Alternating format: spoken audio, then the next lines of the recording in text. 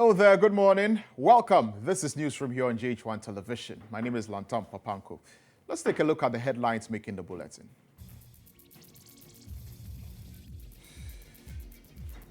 And coming up in the bulletin, ranking member on the Parliamentary Committee on Sports reveals that $15 million was spent on food for athletes at the 2023 All-Africa Games. We'll go live with you to find out exactly what is happening with regard to this.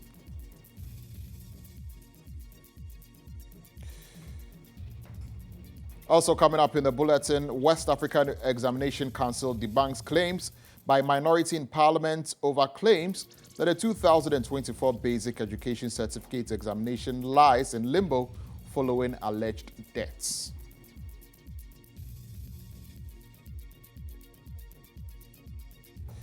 Also coming up in the bulletin, the Securities and Exchange Commission transitions from a compliance-based supervision framework to a risk-based framework to strengthening enforcement mechanisms.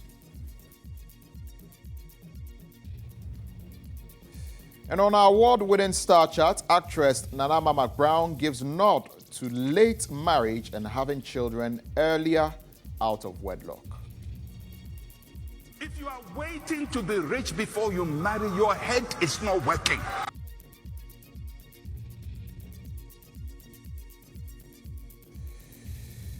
Nanama Anobimpong will be joining us with some of your social media comments on this subject matter.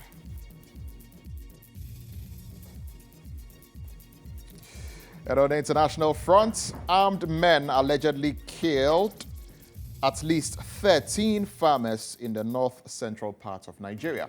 We've got details of all of these stories and more coming up for you here on Newsroom. Do stay tuned.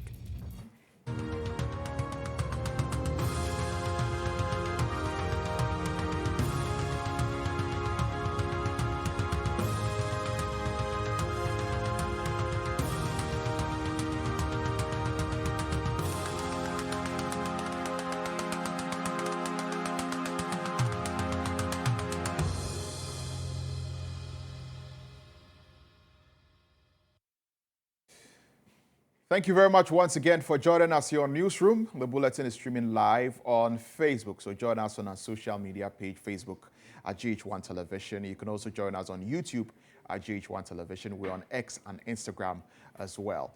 The West African Examinations Council has denied claims that government is indebted to the examining body. This follows claims by the minority that the future of pupils who wrote the 2024 Basic Education Certificate examination is in limbo following the government's inability to release funds to the West African Examinations Council to enable them to mark their scripts. According to the minority in Parliament, this development is likely to disrupt the academic calendar of the students. Speaking to GHOne News, the ranking member of the Education Committee, Peter Nochukotoi, called on government to immediately release funds to the examining body, which has postponed the marking of scripts from this month to September. They were about, or WAEC was about to postpone the conduct of BECE. So we had to come in as a minority before some money was released to them. They released about 50 to 60%. That was enough for the conduct of the examination. Now they have done the organization of the examination. It was successfully completed. Now, there's something we call post-examination activities. Okay. That is coordination, marking, and then release of results. They are yet to release money to WAEC. The marking should have taken place this month, but they have postponed it to next month, hoping that they will get some money. They have already postponed the marking to September instead of this month. Yes, because you cannot invite examiners to come and mark and you won't pay them. Now, speaking to Star News, the Director of Public Affairs at the West African Examination Council, John Kapi, revealed that post-examination activities are on course. As far as WAEC is concerned, post-examination activities are ongoing. As we speak, we have been able to finish with the control of the script. We have been able to ascertain the number that has written the examination, and then we have started to swap the the trips to the various marking venues where the marking will take place. So as we speak, I would say that we are on course as far as the post-examination activities are concerned. We have not halted any activity. As I said, we are still working on the post-examination activities. Now, the problem has been with the time lapse between the conclusion of the BECE and the commencement of the WAEC. It's the same personnel who are working on both examinations. And so what we have done simply is that we are doing some of the activities on a skeletal basis, and then we are running the WAEC in full time. Now, so when we are done with the WAEC, we'll continue with the marking of the BECE. We haven't started. I've told you that we just finished swapping. Controlling the scripts, and we are now doing the swapping to the various marking venues where marking will take place. Now, private legal practitioner Kwame Jantwa is demanding details from government on how it is going to settle the controversial Trafigura judgment debt. Now, this follows a ruling by the district courts in Colombia in favor of the Ghana Power Generation Company, ordering Ghana to pay in excess of $111 million plus post-judgment interest. But considering the state of the current economy, the legal practitioner has expressed skepticism about how government intends to pay these debts. We are saddled with how much? 111 million. Yeah. Has it gone to cabinet? Is the president aware of this? Obviously, he will be. And what has he said about it? Nothing that we know of yet. Shouldn't heads roll? Those who were supposed to act on behalf of the country, shouldn't heads roll? Should we just sit and take it just like that? Especially where we find ourselves today. Do we have 111 million to spare? Do we? So let them come and tell us how we are going to finance this. Are they going on appeal? At this point, through their own non-activity, can they go on an appeal? It is real useless money that we are going to throw away. Because if it's out of trying to find fault and trying to make someone look stupid, it has turned to us, hasn't it? If you're saying, Jamahama spent X amount of money and what they brought, there was corruption inside, do you not investigate it to the last letter?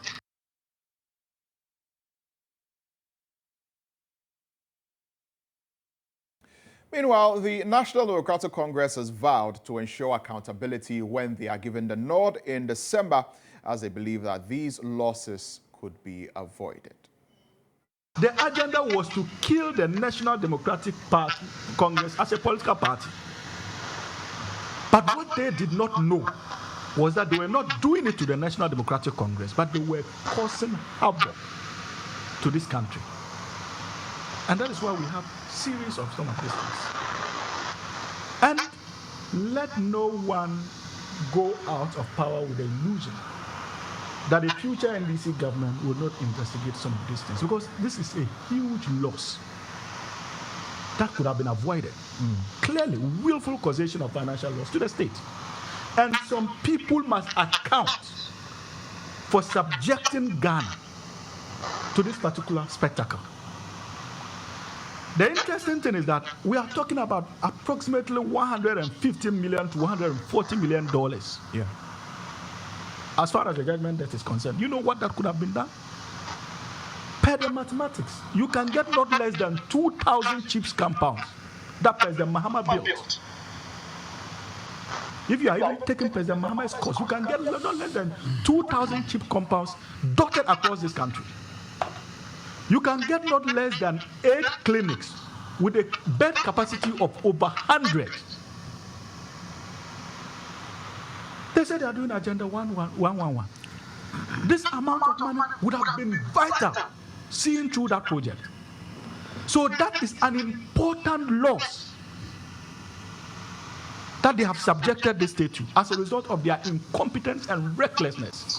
largely because they were out to undo the National Democratic Congress and the legacy of His Excellency John Dramani Mahama. And we've just listened to Hamza Mohammed, who is a lawyer and a member of the NDC's communications team. Now, Executive Director for Youth Opportunity and Transformation in Africa, Emmanuel Eduji, is urging governments to mainstream youth policies across all sectors to address gaps in the educational system. This comes as only 13.6% of youth strongly agree with the statement that the education system in Ghana prepares the youth for the future. Eduji spoke at the launch of the 2024 Ghana Youth Barometer report in Accra. The findings of the Ghana Youth Barometer 2024 revealed mixed reactions among the youth regarding the Ghanaian educational system. While 42.9% perceived that the education system was retrogressing, 40.3% agreed and 13.6% strongly agreed with the statement that the education system in Ghana prepares the youth for the future. Speaking with the media at the launch, Emmanuel Eduji urged streamlining all youth policies with education. Relates to the transition from education to work, which is the angle that we focused on in this research. However, as you can all expect, it's clear that if we must make more progress and quickly, then government and all other stakeholders have to do a bit more in ensuring that young people take their rightful place as those who drive economic progress. And so what we've seen here today, and as the report confirms, we need to do a number of things. Number one, government needs to forge a more cohesive policy. We heard mainstreaming a lot. We need governments to mainstream education and youth policy across sectors. Research lead and fellow at the University of Science and Technology, Dr. Thomas Yeboah, expressed concern over the penchant of over 90% of youth seeking to travel out of the country. One of the key things we found out was that there was mixed views from the young people regarding whether the education system is progressing or retrogressing. The majority said that it was retrogressing, while a good proportion also said that it was progressing. So for those who said that it was retrogressing, the main factor they raised was the fact that our education system still continues to, be dominated by this chew and pour kind of teaching and learning. There is too much focus on theory without practice. But for those who said that it was progressing, the explanation they gave was the fact that at least they've had some form of education to get a certificate that could enable them move ahead with their lives. The report has therefore recommended 5 key considerations for the government, including equitable access to education, formation of a national youth federation, and strengthening the youth parliament, among others. You're still watching Newsroom here on GHOne TV. We'll take a short break and return to bring you some more stories. Don't go anywhere. Thank you once again for joining us here on Newsroom on GHOne Television. Let's bring you some more stories. And illegal mining activities are said to be increasing the spate of cleft and palate conditions in the country. According to the Chief Executive Officer of the Kolebu Teaching Hospital, Dr. Poku Ampoma, cleft conditions have become very common as 1 in 1,200 children are born with them. He warned that the situation may worsen if pragmatic measures are not put in place immediately. Clefts are caused by a number of factors. So there are genetic factors and environmental factors. Then the genetic factors are that you've inherited an abnormal gene, and because of that, you are able to get a cleft condition happening. So it may be a vitamin deficiency, maybe some medications or some toxin that the mothers are exposed to. Now we also know that heavy metal contamination, or some of the substances that are used in the galamsey activities are some of the substances that can actually cause birth defects. And since clefting is one of the common birth defects, you can say by extension that if you have a situation where your water bodies or your food sources get contaminated with a lot of these heavy metals, then the chances of you getting children born with these abnormalities will be higher. The Ghana situation, we still have about one in, let's say about, we still see clefts quite commonly, and they do come from all over the country, and we see them from, the western region, from, the middle belts, etc., even the north as well. Okay, but then if you want actual data, we are still collecting data. It's a precaution that we have to. So we don't have to wait for it to happen before we now come and tell the story. But I believe that once we already know that these things will cause some of these conditions to happen, then it's important for all of us to take the necessary steps to make sure that our water and our food sources stay free from such contamination. We usually would repair the cleft lip at the age of 3 months, but there are some criteria, so usually between 3 to 6 months, but there are some criteria that must be met. The child must be nutritionally okay, all right? We must have, we will check the blood, the hemoglobin must be okay, it doesn't have any other condition. We also check whether they have any other respiratory problems or any other infection. The executive director of the Star Ghana Foundation, Ibrahim Tanko Amidu, has lamented the inability of the government to develop a national policy on volunteerism. Even though many civil society organizations are operating in the country, there is no national policy guiding their activities. Now, speaking to Star News at the closing ceremony of the Avid Volunteer Project, Alhaji Amidu urged the public to bear the responsibility for the development of their communities and not solely rely on central government. Some members of the Star Ghana Action for Voice, Influence and Inclusive Development Project, which is aimed at promoting active citizenship, shared the experiences with Star News.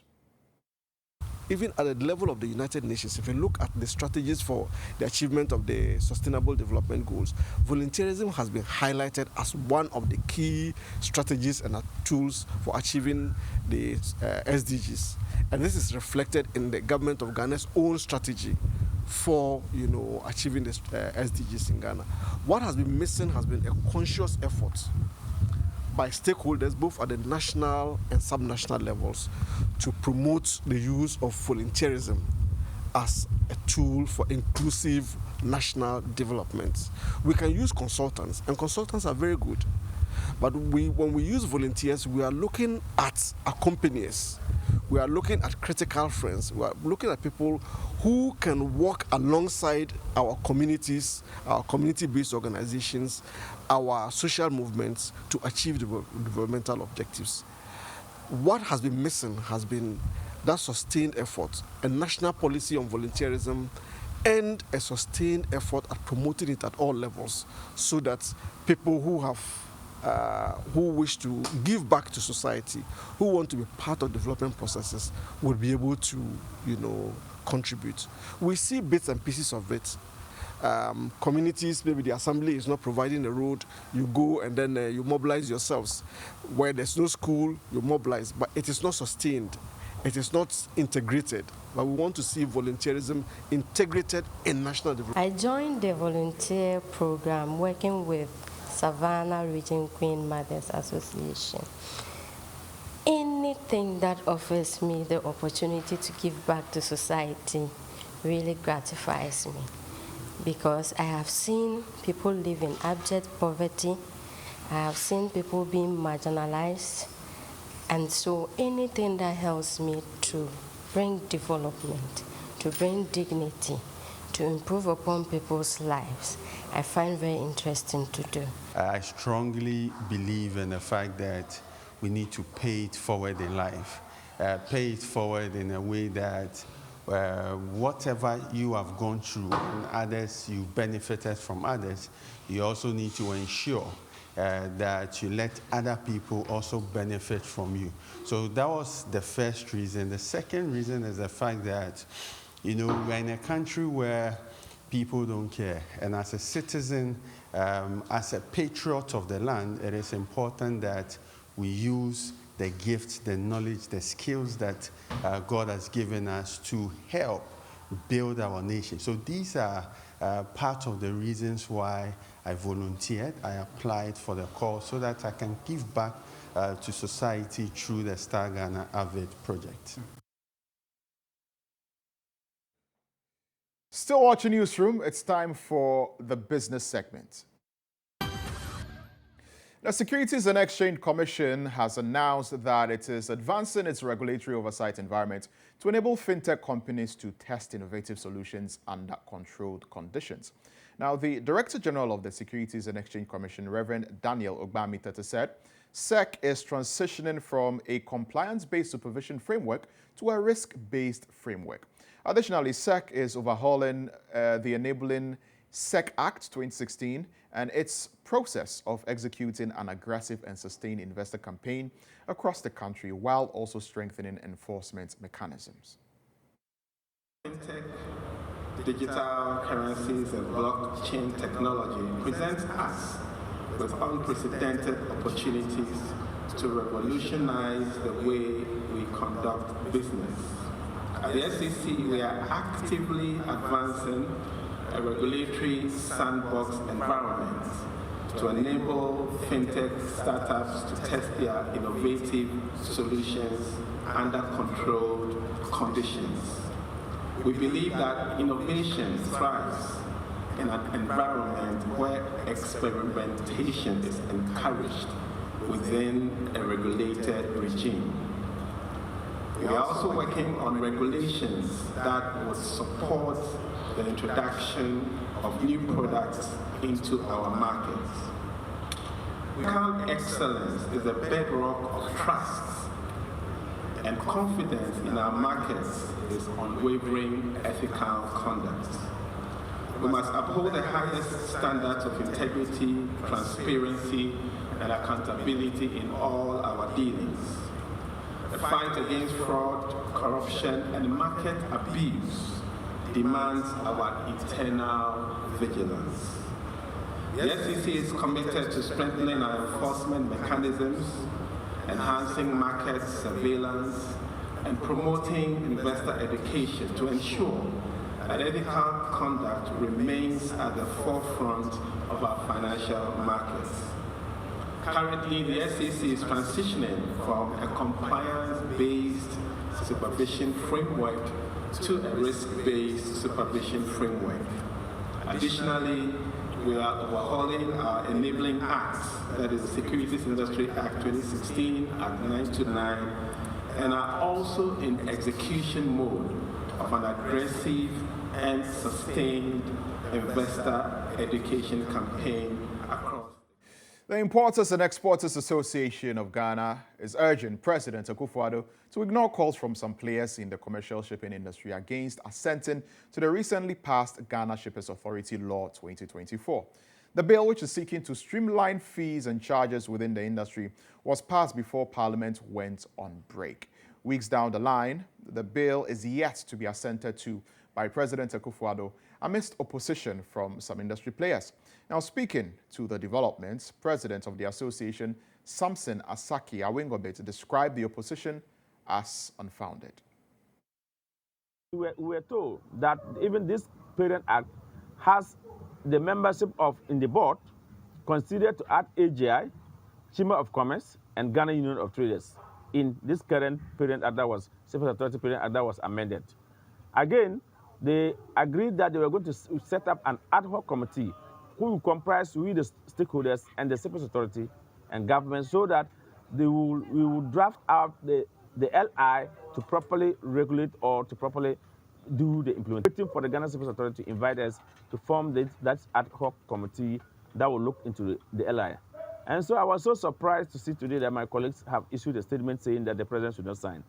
I think that this Ghana Civil Authority current Parent Act is there to support the business community, especially the shipper, the importer and the exporter. Apart from the charges that the Shippers Authority was asking that you register, you renew your renewal with the Ghana Shippers Authority, they will pay certain fees, if certain charges, if you are to bring a case before them, and we raised, and they were ready to listen to us. I am sure their doors are still open for any engagement, and so for me or for us, I think that this Parent Act has come to actually streamline the shipping. When they say the shipping operations, I'm talking about the carriers who are unduly taking the vulnerability of the importer and taking the vulnerability of the importer by charging them certain fees and charges. And sometimes when the importer pays his or her duty at the port and could not raise the money to pay their local handling charges, the carriers or the shipping line will hold the cargo. No, even the president of the Republic of Ghana cannot even ask them to. Well, that's it for business. Time now for sports. Ranking member for the Parliamentary Select Committee on Sports, Kobina Woyome, has revealed that $15 million was spent on food for athletes at the 2023 Africa Games. According to the Member of Parliament for South Tong, documents presented to the Parliamentary Select Committee on Sports reveal the figure was spent on food consumed by the athletes was just for 18 days. Now, this comes in light of financial commotion surrounding the broadcast and accommodation. Coach of the national amputee football team, the Black Challenge, Coach Stephen Richard Obing, says the team has not been paid bonuses for winning gold at the Paralympic Games and for winning the 2024 Amputee AFCON held earlier this year in Egypt.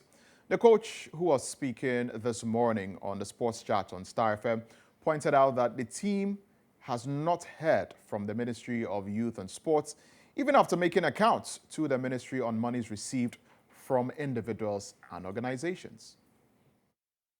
We have submitted a account over a month ago and we've not heard anything from the ministry. Up to date, as I speak with you, we've not heard anything from them. No, they just paid us our per diems for that and we left the hotel to the various homes thinking that the bonuses will drop after that. They have not even requested for our accounts, not to talk about when we are going to receive it. And we have to sacrifice again to go for the AFCON after being on our bonuses. Now, in a rather controversial take on marriage, actress Ama McBrown says she endorses marriage after 35 for females and 40 for males. She recently made headlines on her marriage with rumors hinting on divorce. The famed actress, however, advocated for having children earlier outside wedlock. Here are excerpts of her interview with Bolare on StarChat. I always tell people, that me after 35. What are you saying? That you will not consider marriage before 35? Really? After 40 or probably 45. You are setting the standard. But to me, will be our issue they're making. But look, the principle of life, mistake na but you are a Christian, you know that is not right. You have to be married. But Bible no, but if you are saying you are being deliberate, go through you know, say you can afford food for Oban, but Oban one thing. I'm gonna be the fried rice and another. Do you understand what I say? Intino do baby Bible church when akwaranunya say or to sanso hwenu otumi shed. Intenti na so de titi ni ye nti Bible akwankyere ene nkyerkyere na. Oba ware nyane de. Say what ebiso ana onim na enso. And can't say we've not done anything like that.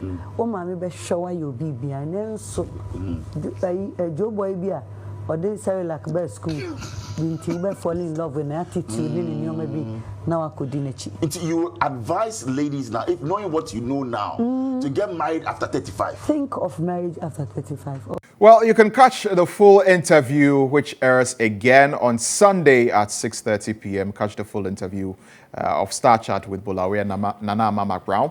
But meanwhile, renowned cleric and general overseer of the International Central Gospel Church, Dr. Mensa Otabil, has admonished the youth to get ahead, be bold, and get married, rather than using money as an excuse. Have a listen.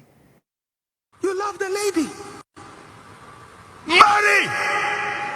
He that finds a wife finds a good thing and obtains favor from the Lord. You already have favor. Marry! But Pastor, we are broke. Who told you broke is an enemy of marriage? If you are waiting to be rich before you marry, your head is not working. Well, this has caused a stir on social media, and Nana Ama Aqua is in the studio to let us know what some of you have been saying about this. Nanama. Lantam, it was overwhelming. Yeah. Like, people were had so much to say about this because, I mean, 35 is quite late. 42 for a man is also quite late. But then again, when you look in the Western world, those ages are not really a big deal. Well, I don't think 40 for a man is late. I mean, a man doesn't have, I mean, and let's face it, I'm not trying to be misogynistic or anything like that, but 40, a man doesn't have a biological clock, so to speak. A woman does. That is, if the woman wants to have children. Yeah. Usually, the older you get, the more difficult it is for you to conceive. There's a lot to consider. If you don't want to conceive outside of wedlock, then you may want to consider, you know, not marrying before you are 35. But then, for those who are not Christians or not Muslims and are, you know, don't really believe in anything, they may want to take Ama McBrown's advice and, you know, have children, and then after that, later on, they can get married. But if you're a Christian, you're a Muslim, or anything of the sort, you may want to take Dr. Otabil's advice. My opinion. Well, let's see what the other people have to say. When we go to Facebook, Joyce says her statement is perfect, but she needed some vivid explanation to back it. And I didn't see that from her. In such ages, both genders are fully mature and at least fulfilled in life. Is everyone fulfilled by 35 in a female perspective or 40 in a male perspective? Not everybody. Jacob says, I really love her points, depending on her experiences. So she's not telling anyone to do this or that, but advise you if you like, take or not take. She's okay. Eddie says everyone's entitled to his or her opinion. It's up to you to it's up to yourself to screen the information and use that advice or not. This is what has worked for her, but it doesn't mean it will work for everyone as well. It's true. Everybody is different. George says, brothers, truth be told, don't get married too early. Go on dates, meet other potential partners, know your weaknesses and work on yourself. When you're ready, you can sail through. That's good advice there. We go to Instagram. Charles says, well said. Then Akusia says, I agree with her. Personally, I haven't lived with my parents since I was born, and it made growing up very difficult. Until date, it's still difficult. I've never experienced being loved at home in my life. That's really sad there. Then the next comment, the problem is our society setting standards and age limits. The Bible did not set any age limit for marriage. Then Isaac adds, this is technically promotion of fornication and premarital sex, because how then can you have children before marriage if not through fornication? He says he's disappointed in her. When we go straight over to X, Nana Kofi says, this isn't a bad opinion. I don't see the need for you guys to be attacking or condemning her. It's not new, and such marriages tend to prosper as compared to marrying at a very young age. We see people get married at 20 to 28 years and end up getting divorced right after. So, well, people are divorcing every day at all ages. Summer adds, in Asia, people marry as early as 22, no issue. William says she refers to herself as a Christian, but she still thinks she can have an opinion and live a life that's contrary to what the word of God says. Their loyalty is divided between God and the world, and they are unstable in everything they do. That's James chapter 1, verse 8 in the NLT. May God have mercy on her. The Kaswa Mayor says that this is the worst advice ever. Then we have Pips, 35 years, and who'll marry you? I thought she had learnt her lesson, but obviously she hasn't. Her situation is having the opposite effect. Then here, Benji says, if you're an African woman, marry before you're 27 if you feel ready for it. The African woman suffers a lot anatomically after 30, and marrying at 35 with the intention of having children isn't good for them. If giving birth isn't one reason for your marriage, then do it as she says.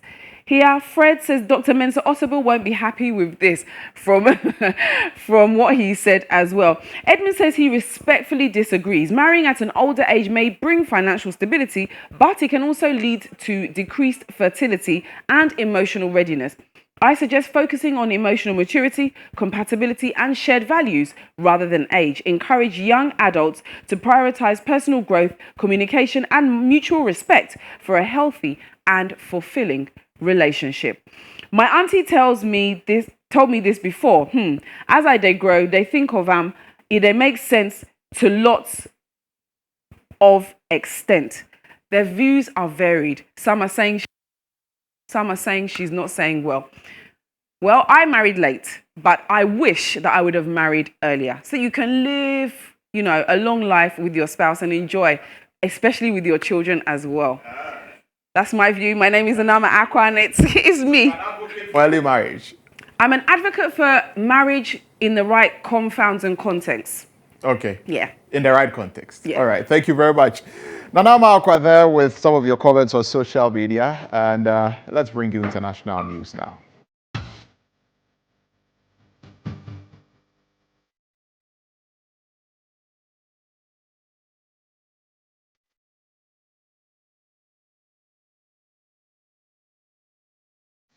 A devastating attack in north-central Nigeria's Niger State on Wednesday resulted in the deaths of at least 13 farmers at the hands of armed men. While no group has claimed responsibility, local official Aliku Isayaku suspects herders and kidnappers, possibly motivated by the farmers' cooperation with intelligence agencies. This region has been involved in a long-standing conflict between nomadic herders and rural farmers over land and water resources, with both sides accusing the government of injustice. The violence has escalated, with hundreds killed this year, and that has taken on religious undertones. The area is also prone to kidnappings, with assailants often demanding hefty ransoms. Security forces face challenges in responding to these attacks, which can last for hours, and arrests are rare. This latest incident follows a December attack that claimed over 140 lives across multiple communities. Well, we're told currently by a parliamentary correspondent that the Speaker of Parliament is expecting progress of renovation of the Chamber of Parliament ahead of the September 3 recall of MPs for an emergency sitting. You'd realize that the majority in Parliament had gathered enough signatures to compel the Speaker of Parliament to recall Parliament to sit on some important issues. The Speaker of Parliament had indicated that he's unable to do so until September 3 because renovation works were ongoing in the Chamber of Parliament. And as you can see on your screen right now, these are images from the lawmaking chamber. And the Speaker of Parliament has been inspecting the work that has been ongoing. Subsequently, in our upcoming bulletins, we'll bring you more updates as regards this particular development. And that's it for Newsroom here on GHOne Television. Thank you very much for watching. For more news, log on to starfm.com.gh. Also take a look at our social media pages, Facebook, Instagram, and X, and of course, YouTube as well. The handle is @GHOne TV. My name is Lantam Papanko. Have a good day.